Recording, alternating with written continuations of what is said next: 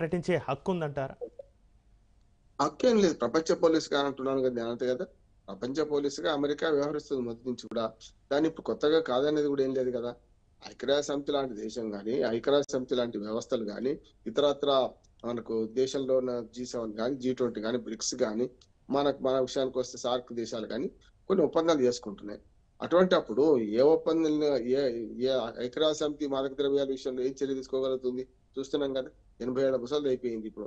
45 ఏర్పడితే రెండో ప్రపంచ యుద్ధం తర్వాత ఏర్పడ్డ ఐక్యరాజ్య సమితి యుద్ధాలను నివారించగలుగుతుందా? లేకుంటే ఏమైనా చేయగలుగుతుందా?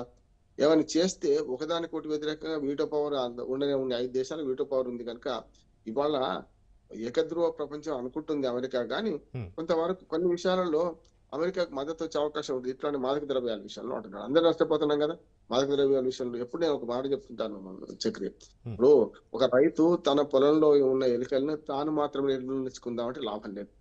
చుట్టుపక్కల రైతులందరూ కలిసి రావాలి. ఆ ఏరియా మొత్తం కలిసొచ్చి ఆ ఎలుకల నిర్మూలనకి ఎట్లాగో సామూహికంగా పనిచేస్తారో, సామూహిక ఎలుకల నిర్మూలన లాగానే తీవ్రవాదం గాని, అట్లాగే ఇట్లాంటిది మాదక ద్రవ్యాల మీద కూడా కామన్‌గా పోరాడాల్సింది. అందుకని చాలా దేశాలు ఐక్యరాజ్య సమితిలో ఉన్నది చాలా వరకు ఉన్న దేశాలనుకోండి, ఎప్పటికప్పుడు ఈ తీవ్రవాదానికి వ్యతిరేకంగా లేకుంటే మత్తు పదార్థాలకు వ్యతిరేకంగా తీర్మానాలు చేస్తున్నాయి. ఆచరణ ఎక్కడ జరుగుతుందో అంటున్నాను. అన్ని దేశాలలో ఆచరణ కావాలంటే ఎక్కడికక్కడ పకడ్బందీ చర్యలు తీసుకోవాల్సిందే. దానికి అమెరికా పెద్దన్న పాత్ర వహిస్తుంది గనుక, దాని మాటలు కొంచెం మనం రుచించకపోవచ్చు గానీ, వెనిజులా దేశం మిగతా రాజకీయ కారణాలు వేరు. గతంలో చెప్పాను కదా! 2019లో అనుకోకుండా అప్పుడు గూడా ట్రంపే ఉన్నారు. కానీ వెనిజులా అధ్యక్ష మార్పిడిలో ఆయన మరి చాలా పెద్ద ఎత్తున తిరుగుబాటు చేస్తే ఇప్పుడున్న అధ్యక్షుడు ఎవరైతే ఉన్నారో, ఆయన తనకు తాను స్వయం ప్రకటిత అధ్యక్షుడిగా ప్రకటించుకున్నారు. ఎన్నికలను ఏమి లేదు. ఫ్రాడ్ లేదు. కనుక అప్పుడు మద్దతిచ్చారు గదా! ఈ అధ్యక్షుడికి. చూసాం మనం. కనుక 2019 తర్వాత అనుకోకుండా మళ్ళీ ఇప్పుడు గూడా 2025 జనవరి నుంచి ఆయనే అధ్యక్షుడయ్యిండు.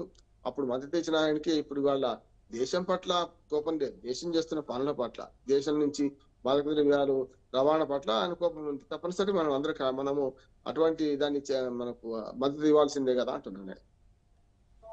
అయితే రామారావు గారు ట్రంప్ చేసిన వ్యాఖ్యలతోటి వాణిజ్య విమానాలు తమ మార్గాలను ఎందుకు మార్చుకోవాల్సొచ్చింది?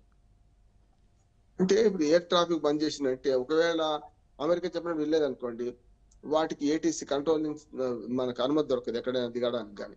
హ్మ్. వెనిజులా ఒక్కటే కాదు. ఇతర దేశాలకు పోవడానికి కూడా చేస్తే పేల్చేయొచ్చు కూడా కదా! విమానాలు పేల్చేయకపోవచ్చు గానీ, రవాణా విమానాలు గాని వాటిని పేల్చేసే అవకాశం ఉంటదని భయపడతారు గాని. అమెరికాకు అన్ని శక్తులు ఉన్నాయి. ప్రపంచాన్ని 35 సార్లు నాశనం చేసేంత భూగోళాన్ని 35 సార్లు నాశనం చేసేంత అణుశక్తి అమెరికాకున్నది. మనకు అటువంటి సైనిక శక్తి ఉన్నది. అటువంటి దాన్ని భయపడకపోతే ఏం చేస్తారు? అందుకనే ఆయన చెప్పగానే వినడం వేరు. ముఖ్యంగా వాళ్ళు చెప్పేదేందంటే వేరే వేరే రకంగా దేశాలు వేరు. ఇజ్రాయెల్‌కి మద్దతిచ్చి ఇరాన్ మీద దాడి చేయించిన, ఇవాళ గాజా మీద దాడి చేయిస్తున్నా, లేకపోతే హమాస్‌తోని యుద్ధం చేస్తున్నా, అటు పక్కన ఉక్రెయిన్‌కు మద్దతిచ్చి రష్యాతోని యుద్ధం చేస్తున్నా, అది వేరుగా చూడాలి. కానీ దీన్ని వేరుగా చూడాల్సిన అవసరం ఉంది అంటున్నాను నేను. ఎవరో ఒకరు ముందుకు రావాల్సిందే గదా! అవును. మాదక ద్రవ్యాలకు వ్యతిరేకంగా ముందుకు రావాల్సిందే. యెస్. ఇప్పటికే మెక్సికో నుంచి వలసల వల్ల అమెరికా చాలా నాశనం అయిపోతుంది కదా! చూస్తున్నాం మనం. అంటే ఓ రకంగా చెప్పిన అక్రమ వలసల ద్వారా, ఇల్లీగల్ ఇమ్మిగ్రేట్స్ ద్వారా అమెరికాలో. అట్లాగే మాదక ద్రవ్యాలతోని ఏమైతుందంటే అమెరికాలో చాలా పెద్ద ఎత్తున ఈ యువత యువత ఈ మాదక ద్రవ్యాల వలలో పడి చాలా వరకు నాశనం అయిపోతున్నారు కదా! అమెరికా ఒక్కటే కాదు. ప్రపంచవ్యాప్తంగా ఇట్లాంటి దేశాలు చేయడం వల్ల మాదక ద్రవ్యాల ఆహ్, వ్యాప్తి చాలా పెద్ద ఎత్తున జరుగుతుందంటున్నాడు. అలవాటు చేయడం, పెడ్లర్స్ నుంచి మొదలుకొని అందరూ గూడా. అంటే ఇదొక అడ్డాగా మారింది కదా! వెనిజులా అనే దాని మీదే ఆయన కోపం. హ్మ్. అయితే రామారావు గారు ఇక్కడ ట్రంప్, మధుర మధ్య రహస్య సంభాషణ నిజమేనా? న్యూయార్క్ టైమ్స్ కథనాన్ని ఎలా చూడాలంటారు? చెప్పలేము. కొన్నిసార్లు ఏమైందంటే న్యూయార్క్ టైమ్స్‌లో మంచి విషయాలొచ్చినాయి, చెడ్డ విషయాలొచ్చినాయి. అవును. చూస్తున్నాం మనం. అంటే ఎలాంటి ఉప్పందకుండా అంటే నిప్పు లేకుండా పొగరాదనే మాట అనొచ్చు. కానీ ఒక్కోసారి కావాలని ఇట్లాంటి ప్రచారం చేసే పద్ధతి కూడా ఒకటుంటది. న్యూయార్క్ టైమ్స్ వచ్చిన ప్రతీది కూడా ఆహ్, వాస్తవం కావాల్సిన అవసరం లేదు. అవాస్తవం అంతకంటే కావాల్సిన అవసరం లేదంటున్నాను. చాలా వరకు గతంలో మనకు తెలుగు పేపర్ల విషయంలో చూశాను. పేపర్‌లో వచ్చింది అని చెప్పేవాళ్ళం. గట్టిగా మా పాత తరం అంతా ఏం చేశారంటే, పేపర్‌లో వస్తే అంతా నిజమే అనుకునేవాళ్ళు. అవును. చూస్తున్నాం కదా! ఇవాళ పత్రికల్లో వచ్చేటి ఎన్ని ఏ పత్రిక చదివితే ఏ పార్టీ వైపు ఉంటుందో చూస్తున్నాం మనం. చాలుండి యెస్. గాని పత్రికలు. ఒకనాడు ఉన్నంత నిష్పక్షపాతంగా పత్రికలు లేవు, ఇవి లేవు. న్యూయార్క్ టైమ్స్ విషయంలో కూడా అదే అంటున్నాను. నేను నమ్ముతాను.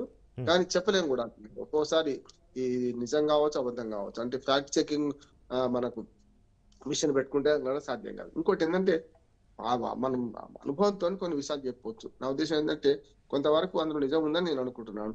కానీ దాన్ని కొంచెం హైప్ క్రియేట్ చేసి ఈ ఉన్న విషయాన్ని ఇంకా కొంచెం మార్చి కూడా రాసే పత్రిక కూడా మనం అనవచ్చు. న్యూయార్క్ టైమ్స్ కూడా. అయితే రామారావు గారు, వెనిజులా చుట్టూ అమెరికా భారీ సైనిక శక్తులు ఎందుకు కేంద్రీకరిస్తుందంటారు? అవసరమైతే దాడి చేయడానికి. ఉమ్, ఇప్పుడు కరిబియన్ మహాసముద్రంలో ఎక్కడ అసలు మొత్తం ప్రపంచవ్యాప్తంగా ఏ మూలనైనా అమెరికా తన శక్తులను ఉపయోగించుకోవడానికి ఆర్థిక, రాజకీయ, సామాజికంగా కూడగట్టుకుంటుంది. అట్లాగే భద్రత పరంగా చూస్తే పైనుంచి ఆకాశ మార్గంలో భద్రతా వాళ్ళ పరంగా ముందస్తు చర్యలు అంటారా? చేస్తున్నాం. ఉమ్, అందుకే సముద్రంలో కూడా చూస్తున్నాం కదా మనం. ఉమ్, ఇప్పుడు కొన్నిసార్లు మన హిందూ మహాసముద్రంలో కూడా అమెరికా చర్యలు చూస్తే మనం చాలా వరకు ఖండించిన సందర్భాలు ఉన్నాయి, చూస్తున్నాం. అందుకని రష్యా కూడా చాలాసార్లు ఎందుకు అమెరికాతో విభేదిస్తుంది? మీరు మా సైనిక శక్తి మా సముద్ర మార్గంలో మీరు అంతర్జాతీయ జలాల్లో కానీ ఎక్కడైనా కానీ మీరు ఈ మీ అమెరికా మన ఓడల నౌకలను పెట్టడం సరైనది కాదు అంటున్నాం కదా. అమెరికా, చైనా ఈ రెండు కూడా చాలా వరకు చేస్తుంది. అందుకని చూడండి, జియో పాలిటిక్స్ లో చక్రి మనకు చైనా కూడా ఏం చేస్తుంది? అరేబియా మహాసముద్రం ద్వారా కిందికి వస్తే మనకు థ్రెట్ పెట్టడానికి కరాచీ ద్వారా కిందికి వచ్చింది కదా. అందుకని సీపేక రహదారి వాళ్ళు వాటి చేస్తున్నారు. ఇటు పక్క బంగ్లాదేశ్ లోపరుచుకొని బంగ్లాదేశ్ పక్క నుంచి శ్రీలంక దాకా మనకు ఇటు పక్కన బంగాళాఖాతంలో చేసే ప్రయత్నం చేస్తున్నారు. ఇది కూడా అంతే కదా. రాజకీయంగా వ్యూహకర్తలు ఏం చేస్తున్నారంటే ముఖ్యంగా అమెరికా, చైనా, రష్యా తనకు ఆయన కుదించుకున్నది, ఎందుకంటే తను తప్పలేదు. కానీ అమెరికా చైనా మాత్రం రాజకీయంగా పెద్ద ఎత్తున సైనిక శక్తిని కూడా కట్టుకొని ఎప్పటికప్పుడు చెక్స్ అండ్ బ్యాలెన్స్ చేసుకుంటుంది. అందులో భాగంగానే ఇరాన్ సైనిక శక్తిని కూడా కట్టుకునే ప్రయత్నం చేస్తున్నది. అంటే వెనిజులా చాలా చిన్న దేశం, ఒక రకంగా అంటే భౌగోళికంగా పెద్దది కావచ్చు, కానీ అమెరికా దలుచుకుంటే వెనిజులాని సర్వనాశనం చేయగలుగుతుంది. కనుక కానీ భయపెట్టడం కోసం తుంపిల బలం అని ఉండాలి కదా. సముద్ర మార్గంలో ఈ సైనిక శక్తిని సమీకరించడం అంటే అవసరమైతే దాడి చేస్తాను, భయపడైనా సరే ఈ పని చేయకుండా ఉంటారని నేను అనుకుంటున్నాను. చూద్దాం ఇద్దరు. ఒకవేళ రామారావు గారు, ఘర్షణ మొదలైతే ప్రపంచ యుద్ధం తప్పదా? ట్రంప్కు కొరకరాని కొయ్యగా మధురో మారారంటారా? అంతే నా ఉద్దేశం ఏంటంటే ప్రపంచ యుద్ధం తప్పదా అంటే 4 సార్లు అనుకున్నాం చక్రి. మనం చూసాం కదా. ఇప్పుడు ఇజ్రాయెల్ ఇరాన్ యుద్ధం, మన ఇరాన్ యుద్ధం కూడా చూసాం మనం. ఆయతలో కమని అటు తగ్గలేదు, ఇటు పక్క కూడా మరి ఇజ్రాయెల్ తగ్గలేదు. ఆగిందా ఆగలేదంటారా? డైరెక్ట్ గా అవసరమైతే జోక్యం చేసుకుంది కూడా మనం చూసాం కదా. మనం మనకు మన కింద ఉన్న బంకర్లలో కూడా చూసుకపోయే విమానాలు ప్రయోగించింది, సర్వశక్తిని నాశనం చేసింది అంటున్నారు. తర్వాత ఆయతలో కమని కొంచెం తగ్గిండు. ఆ తర్వాత మనం చూసాం కదా, అట్లా డైరెక్ట్ దాడులు చేసిన సందర్భాలు చూసినాం మనం. ప్రపంచ యుద్ధం వస్తే అనుకున్నాం, అవి వచ్చిందా రాలే కదా. అంతకుముందు సద్దాం హుసేన్ అణచడానికి కూడా చాలా పెద్ద ఎత్తున అమెరికా ప్రయత్నం చేసింది. అప్పుడు కూడా అంతర్యుద్ధం మనకు ప్రపంచ యుద్ధం రాలే కదా.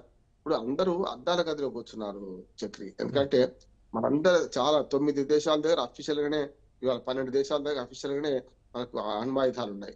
మరొక 4-5 దేశాల దగ్గర ఉన్నాయి అని తెలిసి కూడా మనం ఏం చేయలేకపోతున్నాం, చూస్తున్నాం కదా. అంటే దాదాపు 16-17 దేశాల దగ్గర అణుశక్తి ఉన్నప్పుడు ఒకవేళ ఒకరు దాడి చేస్తే వెంటనే ఇంకొకరు దాడి చేస్తారు కదా అంటున్నాడు. అందుకని ప్రపంచ యుద్ధం వచ్చే పరిస్థితి లేదు, అణుయుద్ధం వచ్చే ప్రసక్తి అస్సలే లేదు. అందుకని దీని అద్దాల గదిలో పోల్చుకున్నాం. మన అద్దాల గది నుంచి బయటకు రాయి విసిరైతే మన అద్దమే పగిలిపోతుంది, అవతల పాటు రాయి విసిరేసినా మన అద్దమే పగిలిపోతుంది. కనుక అణుయుద్ధం వచ్చే అణ్వాయుధాలు అన్ని దేశాల దగ్గర, చాలా ప్రముఖ దేశాల దగ్గర ఉన్న దాని వల్లనే మనం ముందు పడుతున్నాం. ఉదాహరణ చెప్తున్నాం కదా, పాకిస్తాన్ దగ్గర అణ్వాయుధాలు ఉన్నాయి. మనం ఏమైనా తొందరపడితే వాళ్ళు నాశనం చేయడానికి ఎంతసేపు, మన వాళ్ళు నాశనం కావడానికి ఎంతసేపు గతంలో చూసాం కదా. హీరోషిమా నాగసాకి మీద చేస్తే ఇప్పటికీ ఆ దుష్పరిణామాలు ఇప్పటికీ అనుభవిస్తున్నాం కదా. కాకపోతే జపాన్ మన చాలా పెద్ద ఎత్తున నిలదొక్కుంది, కానీ సామాజికంగా, ఆర్థికంగా, రాజకీయంగా ఇతర అంశాలను చూసినాం కదా. ఇవాళ పర్యావరణ పరంగా కానీ, లేకుంటే పద్ధతి రీత్యా కానీ మనకు ఆనాటి అణుశక్తి దుష్పరిణామాలు ఇవాటికి కూడా అనుభవిస్తున్నాం కదా. లేదు మన భోపాల్ కార్బైడ్ మన గ్యాస్ లీక్ చూస్తే ఇప్పటికీ భోపాల్లో ఆ ఏరియాలు చూసినా, అప్పటి తరం చూసినా అందరూ కూడా దాన్ని పరిణామాలు అనుభవిస్తున్నారు కదా. కనుక మూడో ప్రపంచ యుద్ధం వస్తే సమస్య లేదంటున్నాను నేను. కాకపోతే గిల్లి కజ్జాలు పెట్టుకుంటారు, అరుచుకుంటారు, లేకపోతే ఇట్లాంటివి చేస్తుంటారు. కొన్నిసార్లు తగ్గాల్సి, కొన్నిసార్లు పెరగాల్సి వస్తుంది, వీటిలో పోతుంది. కానీ అణ్వాయుధాలు ఉన్నంత సేపు ఇది కొంచెం ఒకరికి రక్షణ ఉంటుందని నేను అనుకుంటున్నాను. కాకపోతే భౌతిక యుద్ధాలు మాత్రం జరిగే కాలం కాదు, ఆర్థిక యుద్ధాలు జరగాల్సిందే. అందుకనే ఇప్పుడు ఉపరితల రవాణా నిషేధించింది వెనిజులా మీద. అంటే సర్వశక్తులు వడ్డీ చుట్టుపక్కల అంటే మొదలు పైనుంచి, అంటే యుద్ధం ఎయిర్ ట్రాఫిక్ కంట్రోల్ అక్కడి నుంచి యుద్ధం మొదలు పెట్టింది. కింద కనుక ఒకవేళ మనకు సముద్రంలో మార్గాల్లో కూడా చేసుకుంటే అవసరమైతే వెనిజులా మీద దాడి చేయడం తప్పదు. దానివల్ల దానికి వచ్చే వెనిజులాకు ప్రపంచం అంతా మద్దతు చేస్తారనేది మాత్రం అవాస్తవం అంటున్నారు.